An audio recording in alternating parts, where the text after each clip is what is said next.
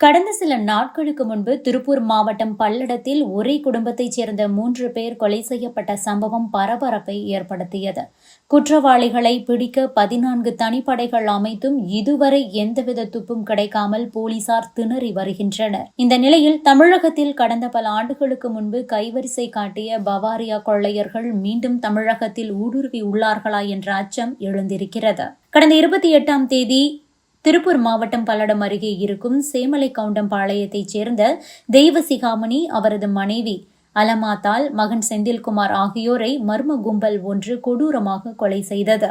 மேலும் வீட்டிலிருந்த 8 சவரன் தங்க நகைகளும் கொள்ளையடிக்கப்பட்டிருந்தது. இதனையடுத்து கொலை கும்பலை பிடிக்க போலீசார் விசாரணையை துவங்கினர். தெற்கு மண்டல ஐஜி செந்தில்குமார் உத்தரவை தொடர்ந்து டிஐஜி சரவணசுந்தர் மேற்பார்வையில் 10 தனிப்படை போலீசார் களத்தில் இறங்கினர். தொடர்ந்து அந்த பகுதியைச் சேர்ந்த முன்னாள் குற்றவாளிகள், தற்போதைய குற்றவாளிகள் என பலரை விசாரித்தும் எந்தவித தகவலும் கிடைக்கவில்லை. மேலும் கைரேகை நிபுணர்கள் தடயங்களை சேகரித்த நிலையில் அது தொடர்பாகவும் தனியே விசாரணை நடத்தி வருகின்றனர். கொலை நடந்து 1 வாரம் ஆகிய நிலையில் தற்போது வரை விசாரணையில் எந்தவித முன்னேற்றமும் இல்லை. இதனையடுத்து தனிப்படைகளின் எண்ணிக்கை 14ஆக அதிகரித்திருக்கிறது.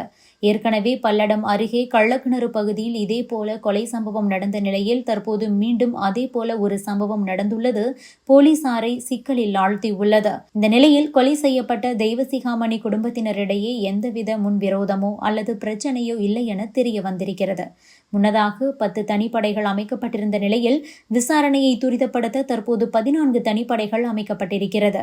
மேலும் கடந்த 15 ஆண்டுகளில் கொங்கு மண்டலத்தில் நடந்த கொடூரமான கொலைகள் குறித்து கணக்கெடுக்கப்பட்டு விசாரணையும் நடந்து வருகிறது. மேலும் காங்கேயம், பல்லடம், அவிநாசி, தாராபுரம், திருப்பூர் உள்ளிட்ட பல பகுதிகளில் சிசிடிவி கேமரா பதிவுகளை கைப்பற்றி விசாரணை மேற்கொண்டு வரும் போலீசார் போர்வை விற்பவர்கள் உள்ளிட்டோரின் விவரங்களையும் சேகரித்துள்ளனர்.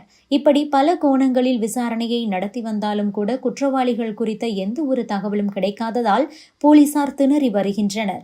இந்த நிலையில் தமிழகத்தில் கடந்த 14 ஆண்டுகளுக்கு முன்பு அட்டகாசம் செய்த பவாரியா கொள்ளை கும்பல் மீண்டும் தமிழகத்தில் தலைதூக்கி உள்ளதோ என்ற ஒரு அச்சமும் எழுந்திருக்கிறது. தமிழகத்தில் கடந்த சில ஆண்டுகளுக்கு முன்பு பவாரியா கொள்ளை கும்பலின் அட்டூழியம் அதிகமாக இருந்தது. இதையடுத்து அப்போதைய டிஐஜி நேரடியாக அவர்களது இடத்துக்கு சென்று கொள்ளை கும்பலை பிடித்தார். இந்த கதைதான் பின்னாட்களில் கார்த்தி நடித்த தீரன் அதிகாரம் 1 என்ற படமாக வெளியானது.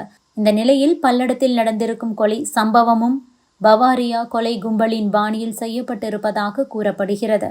உடலில் 6 முறை மட்டுமே அடித்துக் கொள்வது, ஒருவரின் உச்சந்தலையில் அடித்துக் கொள்வது என குறிப்பிட்ட சில கொலை பாணிகளை பவாரியா கும்பல் கடைபிடிப்பதாக கூறப்படுகிறது. இவர்கள் எப்போதும் வட மாநிலங்களில் அதிகமாக கொள்ளை சம்பவத்தில் ஈடுபடுவதில்லை. தென்னிந்தியா, குறிப்பாக ஆந்திரா, கர்நாடகா, தமிழகத்தில்தான் கொள்ளையடித்துவிட்டு சரக்கு லாரிகளில் சொந்த இடங்களுக்கு தப்பி செல்வதை வழக்கமாக வைத்திருக்கின்றனர். இதன் காரணமாக பல்லடம் கொலை சம்பவத்திலும் பவாரியா கொலை கும்பலுக்கு தொடர்பு இருக்கலாம் என சந்தேகிப்பதாகவும் அவர்களின் செல்போன் எண்கள் மற்றும் பிற விவரங்களை கொண்டு அடையாளம் காணும் பணியானது தொடர்ந்து நடந்து வருவதாகவும் கூறப்படுகிறது.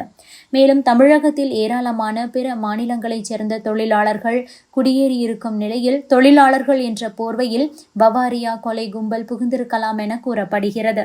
இதனையடுத்து இந்த கோணத்திலும் விசாரணை நடைபெற்று வருகிறது.